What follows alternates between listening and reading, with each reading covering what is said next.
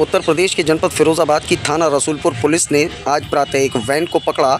मुखबिर की सूचना पर इस वैन को पकड़ा गया और कहीं ना कहीं इस वैन में गौमांस होने की आशंका जताई जा रही थी, जिसके चलते इस वैन को रोका गया और इसमें मीट को पकड़ा गया और वैन सहित 3 अभियुक्तों को थाना रसूलपुर पुलिस ने गिरफ्तार किया।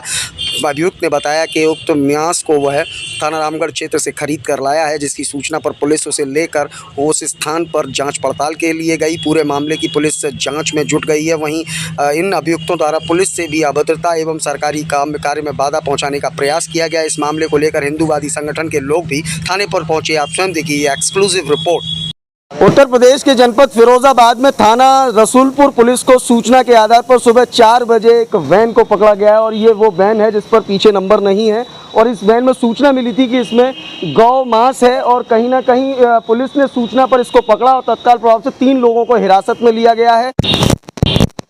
सुबह 7:30 बजे करीब हमें सूचना मिली है कि एक गाड़ी जिसमें गाय का मांस है वो रसूलपुर थाने के क्षेत्र में पकड़ी हुई है। तो हम लोग मांस है, गाय का मांस है। तो उस सूचना के आधार पर हम सभी यहाँ इकट्ठे हुए हैं और अभी इंस्पेक्टर साहब से बात हुई है, बात भी हमारी चली है, जिसमें तीन लोग पकड़े गए हैं और उन लोगों ने बताया है शायद रामगढ़ क्षेत्र से कहीं से लेके आए हैं। तो पुलिस उसकी जाँच कर रही है और डॉक्टर साहब भी बुलाए हैं, डॉक्टर साहब भी आ रहे हैं, तो एक लैब में जाँच भी जाएगा कि किसका मांस है। जी, आज हमको सूचना मिली थी सुबह 6:30 बजे करीब कि यहाँ पर एक गाय ने, प्रशासन ने एक गाड़ी को पकड़ा हुआ है जिसमें गाय मांस रहा है। हम लोग सभी लोग सारे हिंदू लोग आए हैं इकट्ठे होकर और यहाँ पुलिस से बातलाप हुई है और वहाँ बातलाप करने के बाद पता लगा है कि यहाँ 3 लोगों को करीब गिरफ्तार किया हुआ है गाड़ी के साथ। उसमें मांस है, गाय मांस, और प्रशासन ने बताया है कि डॉक्टर साहब आ रहे हैं, वो इसको जांच करके बताएंगे कि ये गाय का मांस है या क्या है। और प्रशासन उन 3 लोगों में से एक लोग को लेकर गए हैं कि वो बता रहे थे कि कहीं रामगढ़ से हम लोग खरीद कर लाए हैं। रामगढ़ से, हाँ, तो वो लोग उनको लेकर गए हैं। अब वो आकर पता लगेगा कि कहाँ से खरीदा है या उन्होंने खुद काटा है। तो इसी की बस प्रक्रिया चल रही है। पुलिस की कार्यप्रणाली से संतुष्ट? हाँ, कार्यप्रणाली अभी तक तो ठीक है। मिली कि थाना रसूलपुर पर एक गाड़ी पकड़ी गई है। गाड़ी इको है, नंबर गाड़ी पे है नहीं, और 3 लोग पकड़े गए हैं।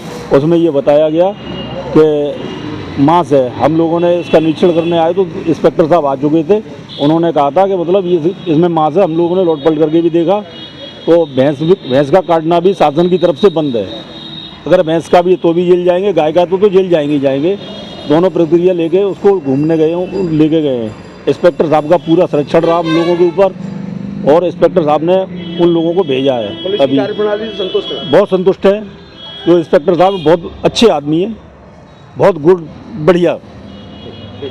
जिसमें से एक अभियुक्त ने बताया कि थाना रामगढ़ क्षेत्र से यह मीट खरीदा गया था, तो उसकी सूचना पर पुलिस पूरी जांच पड़ताल में लगी हुई है और थाना रसूलपुर इंचार्ज के द्वारा तत्काल प्रभाव से एक्शन लेते हुए 3 लोगों को हिरासत में लिया गया है और कड़ी कार्रवाई करने की बात कही जा रही है। और सीधे तौर पर ये वो वैन है जिसमें गौमांस होने की बात कही जा रही है और पुलिस की कार्रवाई से, क्योंकि हिंदूवादी संगठन के लोग यहाँ पर पहुँचे हुए थे और सुबह से ही यहाँ पर थाना रसूलपुर पर हिंदूवादी नेताओं की भीड़ थी। उनसे हमने बात की, उन्होंने भी कहा कि पुलिस की कार्यप्रणाली से हम लोग संतुष्ट हैं और कहीं ना कहीं जिस तरीके से इस वैन को पकड़ा गया है उसके बाद हिंदूवादी लोगों की बात करें तो उन्होंने सीधे तौर पर पुलिस का धन्यवाद करते हुए कहा कि इस तरीके के लोगों पर कड़ी कार्रवाई होनी चाहिए और थाना रसूलपुर पुलिस लगातार इस तरीके के कृत्यों को करने वालों पर तत्काल प्रभाव से कड़ा एक्शन लेने के लिए प्रतिबद्ध नजर आ रही है। और सीधे तौर पर अगर बात करें तो थाना रसूलपुर क्षेत्र में ये पकड़ी गई वैन जिसमें मीट की बात कही जा रही है और अभियुक्त ने बताया कि थाना रामगढ़ क्षेत्र से यह उक्त मीट खरीद कर